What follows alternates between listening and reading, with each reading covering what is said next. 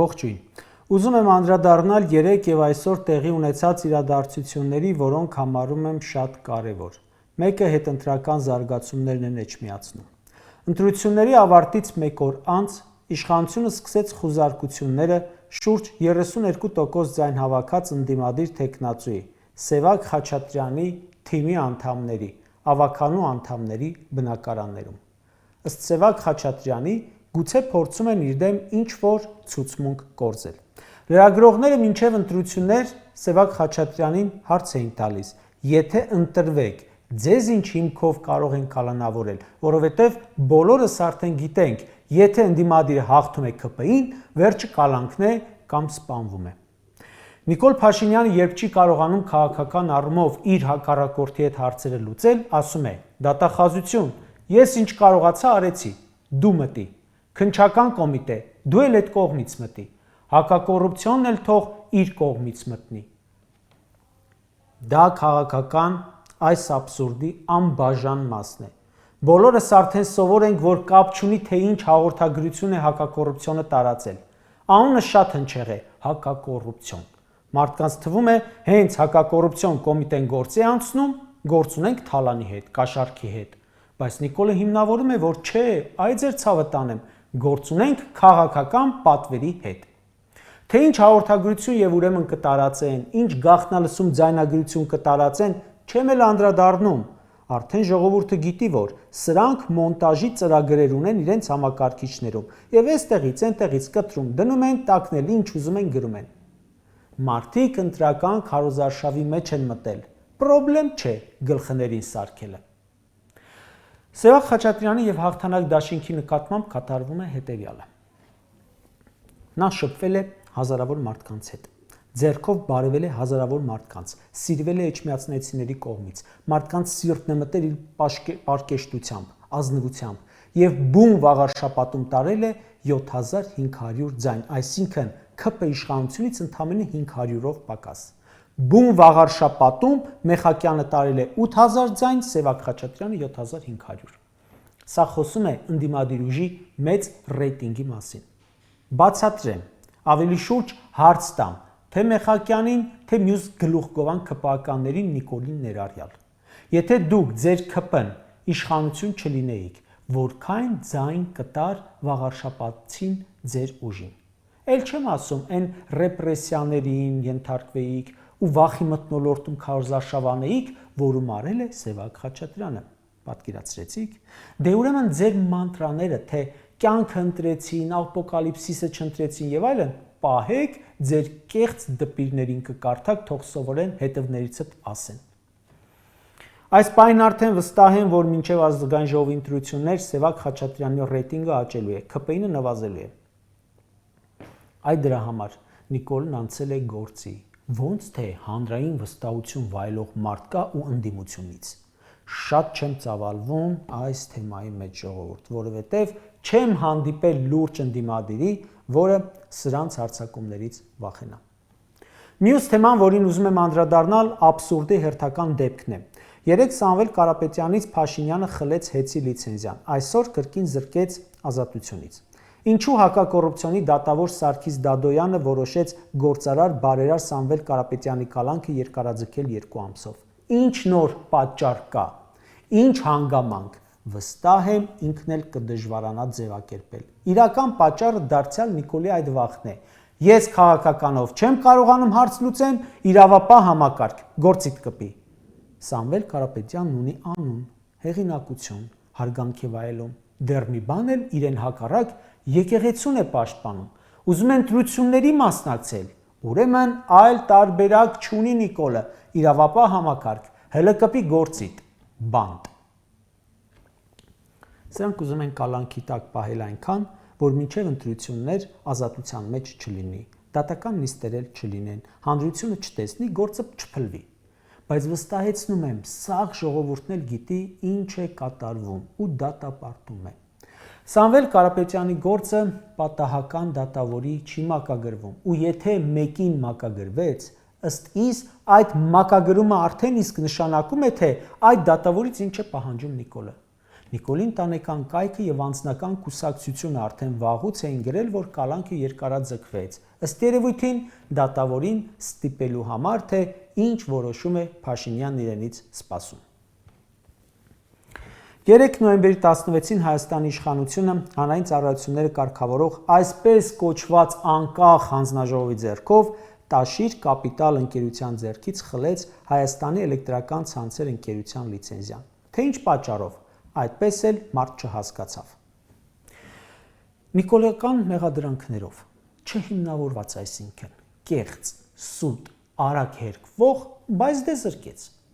Դեմ քվեարկեց հանձնաժողովի մեկ անդամ Արա Նռանյանը, հայտարարելով, որ հնարավոր է սահմանադրական դատանը որոշի, որ սա հակասահմանադրական գործընթաց է։ Նաև ասաց, հանձնաժողովը նախ գործ է հարուցել հեծի մասով, հետո սկսել է նոր հիմքեր փնտրել ու դնել տակը։ Հանձնաժողովի անդամն ասաց, որ հեծը ուներ խնդիրներ, որոնց համար ընդամենը պետք էր պատժել, տուգանել, այլ ոչ թե խլել լիցենզիան։ Հանրային ծառայությունները կարգավորող հանձնաժողովի նախագահն ասում է, եթե առաջիկա 3 ամիսներին պետությունը սեփականատիրոջ կամ տնօրենների խորհրդի հետ չգա համաձայնության, ապա պետությունը կարող է գերակա շահի իրավունքով վերցնել հեծի սեփականության իրավունքը, բայց սեփականատիրոջ հետ չի կարող համաձայնության գալ, որովհետև նա գտնվում է կալանքի տակ ու միայն փաստաբանները կարող են տեսակցել։ Այն ինչ տեղի ունենում Սամվել Կարապետյանի բիզնեսի հետ, պարզ խլոցի է կոչվում։ Հեծի խլումը, սակայն, շատ վտանգավոր մեսիջ ունի։ Ինչու է պետք Նիկոլ Փաշինյանին Տաշիր ընկերությունների խմբից եւ Սամվել Կարապետյանից վերցնել հեծը, որը նրա սեփականությունն է։ Ասել էին ազգայնացնում ենք, բայց ամենայն հավանականությամբ տալու են ուրիշի։ Հունիսին, երբ մեկնարկեց այս գործընթացը, լուրեր տարածվեցին, որ հիմնական նպատակը հեծը խլելն է եւ չի բացառվում, որ ոչ թե ազգայնացվի, այլ հանձնվի թուրքերին։ Հայաստանի կառավարությունը հաստատեց, որ հնարավոր է հեծը վերցնելու դեպքում դարձյալ մասնավորին հանձնվի, իսկ ով է այդ մասնավորը։ Այս ընթացքում հանրային տիրույթում ակտիվ են խոսակցությունները, որ հեծը հնարավոր է հանձնվի թուրքական կողմին։ Հեծ նախկին տնօրեն Դավիթ Ղազենյանը նոյեմբերի 12-ին հայտարարեց. Իմ տեղեկություններով հանրային ծառայությունները կարգավորող հանձնաժողովը շատ ներկայացուցչական կազմով վերջերս եղել է Թուրքիայում։ Ասաց, որ իր անձնական կարծիքով ամենայն հավանականությամբ այցելության իրական նպատակը այլ է եղել։ Ղազենյանը ակնարկում է, որ նպատակը եղել է հեծի շուրջ բանակցությունները թուրքական կողմի հետ։ Գուցե վերցնեն ոչ ուղիղ, այլ միջնորդավորված, բայց այդ պետություններից վտանգ կա, հայկական ռազմավարական միավորը հանձնվի թուրքական տիրապետման։ Այս հայտարարությունից մեկ օր անց մեկնարկեց հեծը խլելու նիստը եւ ավարտվեց հեծը խլելով։ Վերջում լրագրողները ծառայության նախագահ Մեսրոպյանին հարցին, թե ինչու են ՀՑԿՀ անդամները գնացել Թուրքիա։ Պատասխանեց. Հանձնաժողովի 3 անդամներ Թուրքիա այցելել են հոկտեմբերին, մասնակցելու էներգետիկ կարգավորողների տարածաշրջանային ասոցիացիայի աշխատաժողովին։ Ասաց, թե հեծը թուրքերին վաճառելու համար բանակցություն վարելու մասին խոսակցությունները գեբելսյան քարոզչություն են։ Այդ նիստը տարբեր երկրներում լինում է, մասնակցում ենք, այ օրինակ ասած, մայիսին էլ ես եմ եղել Օմանում։ Բայց ուշագրավը ինչն է։ Հանրային ծառայությունները կարգավորող հանձնաժողովի կայքում չկա որևէ ինֆորմացիա նրա աշխատակիցների Թուրքիա այցի մասին։ Մայիս ամսին Օման այցելության լուրը, հանդիպումների մասին լուրը տեղադրված է։ Թուրքիա այցը ոչ։ Ինչու։ Ինչ են թաքցնում։ Ժորժան, հերթական անգամ Հայաստանի իշխանությունը մտել է գործընթացի մեջ, որը սպառնում է Հայաստանին, սպառնում է ռազմավարական կարևորագույն օբյեկտի։ Հեծը թեև Սամվել Կարապետյանը գնել էր Ռուսաստանի Դաշնությունից, սակայն միևնույն է, լինելով Ռուսաստանում գործունեություն ծավալող Ռուսաստանի Դաշնության ղեկավար շրջանակի կողմից հարգված գործարար հայ է, չնայած որ հեծը ակնկալվում է որպես ռուսական ազդեցություն։ Հիմա սրանք ռուսական ազդեցություն ուզում են փոխարինել թուրքականով եւ նաեւ այս ուղղությամբ, ինչը հղի է բազմաթիվ վտանգներով, ռազմավարական։ Այն, որ այսօր որևէ հիմնարկ ռուսական ազդեցության տակ է, չեմ կարծում, թե մենք ունենք անհանգստանալու բան։ Հայաստանի Հանրապետության սահմանների պաշտպանությունն է հանձնված Ռուսաստանի Դաշնության պաշտպանությանը։ Նույն այն պետությունից Թուրքիայից, ում ըստ տարբեր լուրերի փորձում են հանձնել հեծը։ Իսկ Թուրքիան, եթե չեք մոռացել, տարիներ ի վեր պահանջում է փակել ատոմակայանը։ Հայաստանում չեմ կարծում կա ներդրող կամ դրսում, որ կարող է այս բացասական լուրերի ֆոնին, որ խոշոր բիզնեսը խլում են սեփականատիրոջից, գա եւ ուզենա գնել, աչքի առաջ ունենալով հեռանկարը, որ մի օր էլ իրենից կխլեն։ Ասենք Նիկոլը չխլի, իշխանությունը փոխվի, հաջորդը կսկսի գործընթաց տեսնելու համար, որքանով էին իրավական հիմքերը նորմալ ու վերադարձնի սեփականատիրոջը։ Այդ դրա համար գործարարները չեն մտնի այդ բեռի տակ, իսկ ահա թուրքերը կարող է եւ մտնեն։ Կարճ ասած, Հայաստանի Հանրապետության երկրորդ նախագահը ասել է. ես չգիտեմ սրանք թուրքական գործակալ են թե չէ, բայց եթե Հայաստանի ղեկավարը լիներ թուրքական գործակալ, կաներ ճիշտ այնպես, ինչպես անում են այսօր Հայաստանի իշխանությունները։